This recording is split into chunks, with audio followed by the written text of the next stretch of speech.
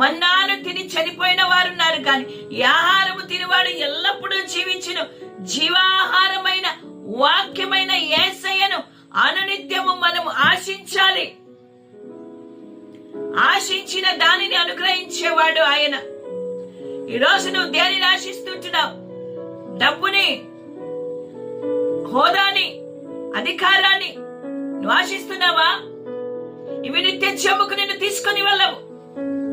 ఈ ఆహారమును తినువాడు అనగా వాక్యమనే ఈ ఆహారమును అనునిత్యము భుజించేవారిగా మనం ఉండాలి. వాక్యము శరీరధారి అయి కృపా సత్య సంపూర్ణిగా మన మధ్యలోనికి వచ్చాడు కదా. ఆ యేసయ్యను అనుదినము నువ్వు భుజించే బిడ్డగాను ఉండాలి. ఆశ ఉందా?